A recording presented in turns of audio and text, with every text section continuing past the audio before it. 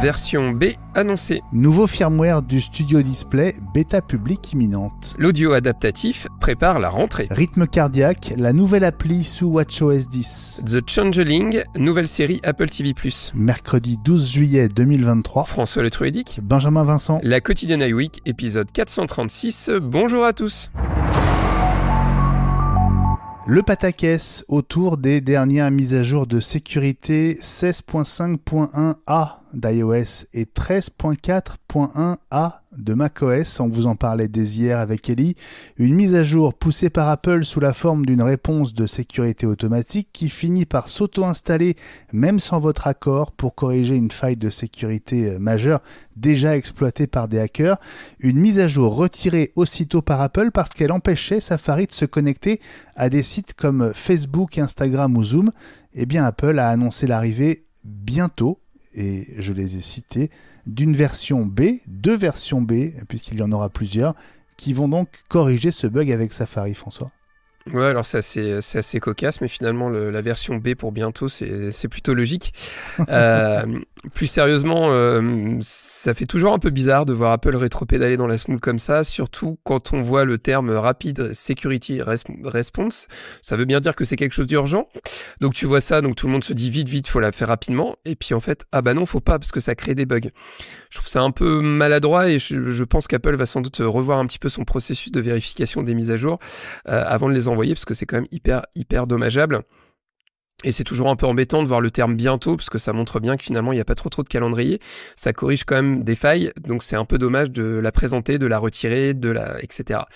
Voilà, maintenant ce qui est toujours intéressant c'est de se dire que tu as toujours moyen de faire un petit rétropédalage. Tu as moyen de supprimer la mise à jour que tu as appliquée sur ton Mac ou sur ton iPhone, heureusement. Mais bon. C'est dommage. Après, moi, je trouve pas ça dérangeant de plus pouvoir se connecter à Facebook. Par contre, pour Zoom, d'un point de vue professionnel, ça peut avoir deux petites conséquences. Et surtout, sur les machines de production, on dit toujours les mises à jour de sécurité, faites-les rapidement. Les gens, du coup, vont peut-être se dire, non, faut peut-être pas les faire rapidement. Et ça, c'est dommage. Et le bug touche aussi la bêta 3 développeur d'iOS 17 qui vient de sortir, sans doute pour la même raison. Autre bêta développeur, une bêta 3 qui concerne le Studio Display. Pour l'installer, il faut utiliser sur son Mac la bêta du prochain macOS 14 Sonoma et elle annonce probablement la sortie de la bêta publique dans les prochains jours. Et il se trouve que des Studio Display, François, tu en as deux, tu es donc directement concerné. Oui, tout à fait, mais je ne serai pas concerné parce que mon Mac, je ne l'ai pas mis à jour en bêta publique Sonoma. Pour une raison toute simple, c'est qu'autant sur mon iPhone ou sur mon iPad, je m'amuse avec les bêtas, autant sur mon Mac, j'ai pas envie de me retrouver en galère. Donc je n'ai pas fait cette petite mise à jour. J'attendrai un petit peu, au moins la version définitive, donc sans doute pas avant le mois d'octobre. Donc mes Studio Display resteront dans leur version actuelle. Visiblement, cette mise à jour permettra des petites rapidités, des petites choses sympas. Rien de très original, hélas. Et puis pour la petite anecdote, j'ai eu l'occasion de l'échanger avec toi parce que lors de l'enregistrement de l'hebdo de la semaine dernière, j'avais eu la magnifique apparition d'une petite bébête à l'intérieur de mon écran, entre la dalle et l'écran. J'ai vu d'ailleurs que notre ami Audrey Coulot avait eu le même souci sur son iMac. Donc c'est vraiment la mauvaise période. Je pense que toutes ces petites bêtes qui se baladent, je trouve ça dommage que ça puisse arriver dans l'écran. Mais la petite bête a disparu. Benjamin, je suis aux regrets de te l'annoncer. Alors elle est sans doute allée sur des composants derrière et peut-être qu'un jour j'aurai un dysfonctionnement, j'espère que non.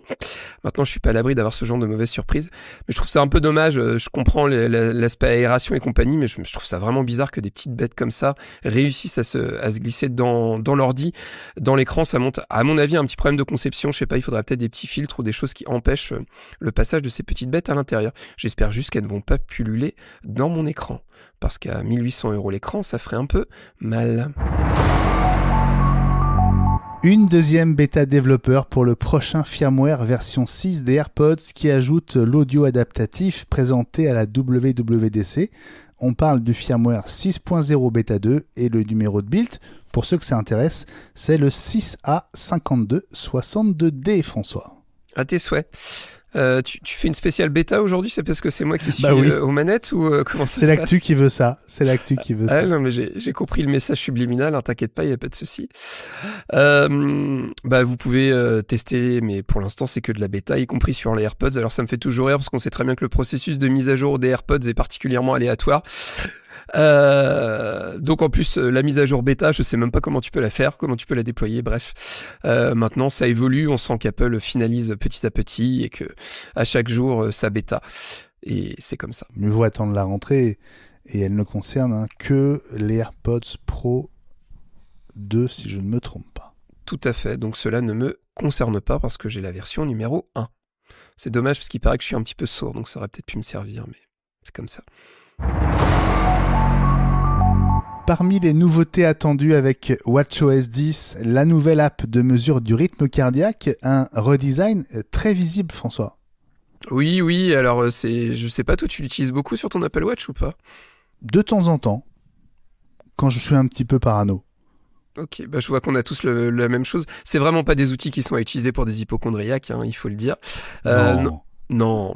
WatchOS 10, pour moi, c'est une belle réussite. Je l'ai installé sur mon Apple Watch et honnêtement, je trouve l'interface plutôt sympa.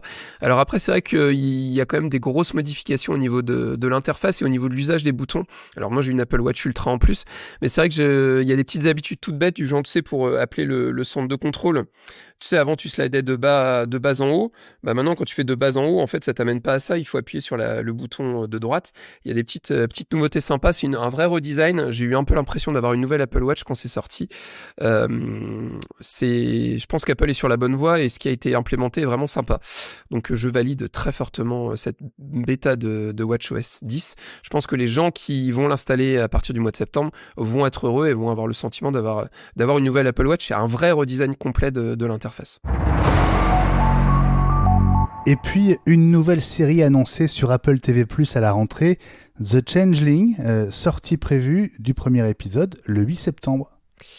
Oui, j'ai l'impression qu'en ce moment, c'est pas tous les jours, mais presque une nouvelle série sur Apple TV+. On sent qu'il y a une vraie accélération du contenu, de la création de contenu, ce qui est plutôt sympa.